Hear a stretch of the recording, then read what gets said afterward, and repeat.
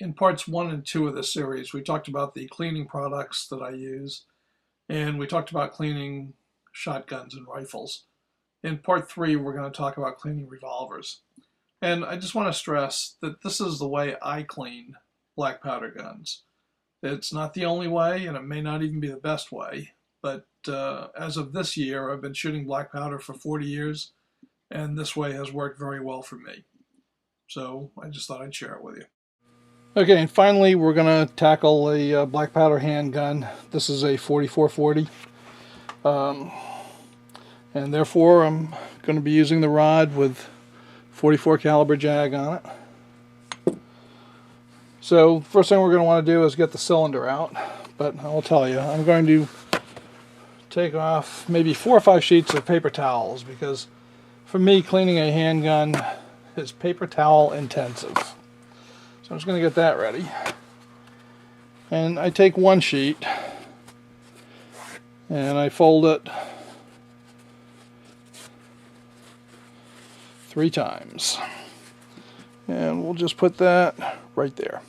Okay, so the first thing we're going to want to do is we're going to take out the cylinder. So we'll put the gun on half cock and open the loading gate. This is a little tool from Brownells, and I've talked about it in some other videos. This is a base pin remover, and I'll tell you what, if you shoot single action cartridge guns and you don't have one of these, you ought to get one, because if you're a black powder shooter and you don't have one of these, I'll bet you've been in a situation where you're putting a pair of pliers on this sometimes to get the base pin out, and this little tool from Brownells means you never have to do that again. It's made with one end for Colts and clones and one end for Rugers.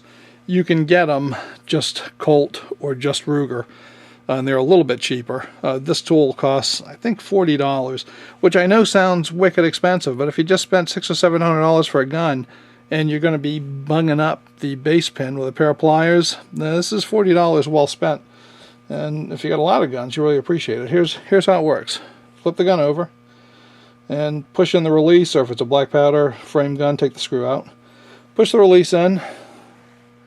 Take this tool and put it right in the little ring inside the base pin and just pull, and out it comes. And it does that even if you fired 100 rounds and it's totally grody. And then the cylinder comes out, right, which I put over here. Now, one of the bad things about this, and I'm not sure why, because most of the Pietas are not like this, this does not have a removable bushing. It's got a machined in bushing, and I really don't like that at all. But it is what it is. So like I say, all my blued Pietas have removable bushings, but this one doesn't. And this guy is going to go right over here, and so is this. So first thing I'm going to do, so I'm going to take the gun, and I'm going to squirt the entire outside with ballistol, and I'm just going to put it aside and just let that work for a minute. Now I'm going to take this ballistol and I'm going to spray the entire cylinder inside and out with it, and I'm going to get it good and soaked. Then I'm going to take a cleaning patch and I'm going to soak it with ballistol,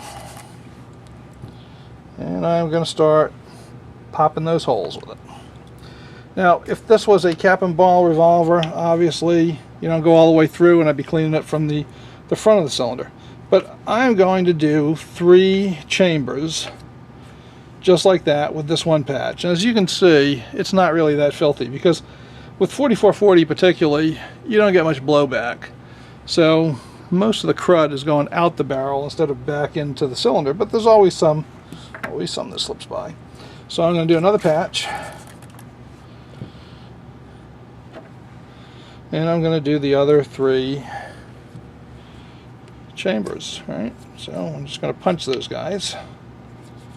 All right, you want to really work them, because of course, I'll go over them all 6 again, because the backs of the chambers are a little bit bigger than the throat, because it is 4440. So then I'm going to take a Q-tip and I'm going to spray it.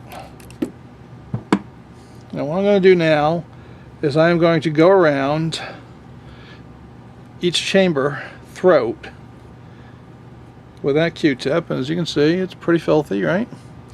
So I will do that again. Actually, I'll just come down here and wipe it on some good juice I already got. Alright, so I'm going to go around again. I'm going to get all 6 of those guys. Then I'm going to take another Q-tip. I'm going to take a small patch. I'm going to soak that small patch. Get it good and wet. And I'm going to try to ram it right through the base pin hole. Okay. And get anything that might have slid back in there. Alright, so now we got all the fouling neutralized. So now I'm going to go through and I'm going to dry patch all those holes. So it's been sitting on this paper towel, which has been getting nice and wet, and I'm just going to reverse it now, put the dry side underneath here. And as you can see, that kind of triple folded paper towel fits really well underneath the cylinder. Because cleaning black powder, at least the way I do it, is kind of a wet, messy process. Alright, I'm going to punch all 6. And I'm going to repeat.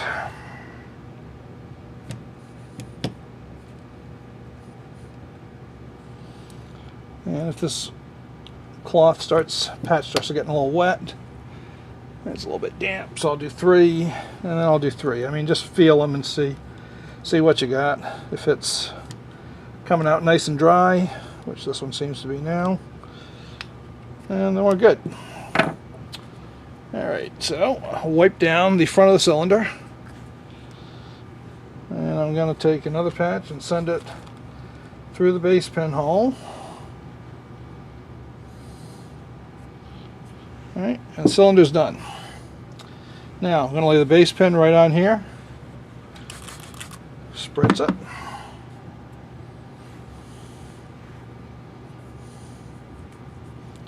wipe it down. Base pin's done. Okay, so now we've got our barrel and frame that's all covered with our ballast all in water, and I am now just going to wipe that off. That's going to get most of the bad juju off of there. Okay, now this is kind of the beauty of having a stainless gun. I'm going to see if we can get that in there so you can see all the crud right in there. So that stuff's got to come out, right? And I'm gonna wipe that out with the paper towel, and I'm going to use some more of our magic Q-tips, which are just a great product. I'm going to get on the Q-tips. I'm going to get in the crevice here around the barrel, and I'm going to get some ballast all in water in that, and I'm going to get it on the end, right, of our ejector. Now I'm going to crank the ejector down. I'm going to hold, there's a little catch, right, for the ejector, and I'm going to make sure that is held, and I'm just going to clean off the ejector now, make sure that's good. All right, then I'm going to take a toothbrush, give it a spritz, ballast all in water, gotta love that, and I'm going to get all of the crevices. I'm just going to make sure that every corner, because the corners hold the crud, that every corner is clean. Okay. And I'm going to get in here, I'm going to clean that out. I'm going to clean out the firing pin hole with a Q-tip. Alright. So, I'm going to grab another paper towel. I'm going to wipe this, and we are partway done. Alright, so now all we got left to do is, Sorry, hope you didn't get a headache. Alright, let's see.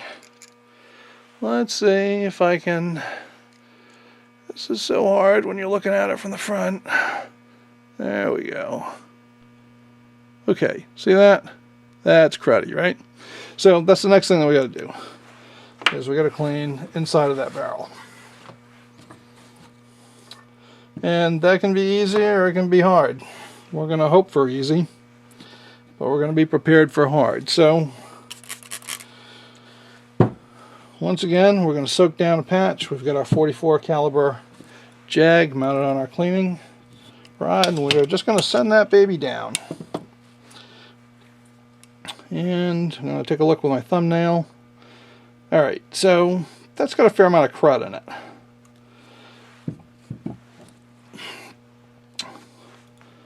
Even with a big blue bullet, you can get crud. So, I've run the ballast all down. But now, I'm just going to go with Shooter's Choice lead remover.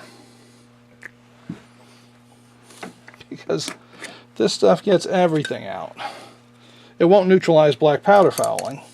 You're going to need the ballastol to do that. But 1, 2, 3, 4, 5, 6, 7, 8, 9, 10. And we'll see if 10 will do it. Usually 10 will. They tell you to do 25, and I guess there may be some guns that will actually need 25, but I find that 10 usually does. But we'll see. We'll see if it's still cruddy after this. So I'm going to run down a patch. Thumbnail it. Take a look. Okay, that looks pretty good. In fact, it looks very good. So what I will do now is, just to make sure we're truly and well neutralized in there, I'm going to spray another patch with ballastol and water. I'm going to run that down.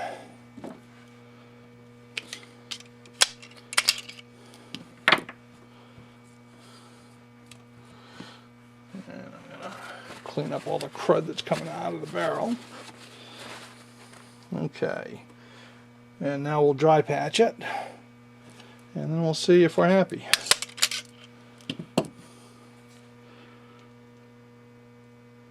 Okay, and I'm really not happy. Run another patch down it.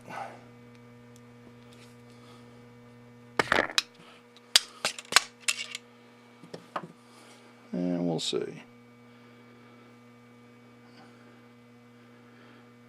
Okay, that's a pretty big improvement. And let me show you. Put a bore light in there, and then we'll see if we can get it on for you. Alright, let's see. Can we get it? There we go. Okay, so as you can see, that is quite an improvement. And what I see is a tiny bit of lead down by the forcing cone that I will take out later. But basically, that's it. Now I would run a little coat of ballastol down there and let that soak in for a while, and then do the whole, spray the whole outside with ballastol and let it soak for a little bit, and then wipe everything off and reassemble it, and we'll be done. And that's the way I clean black powder guns.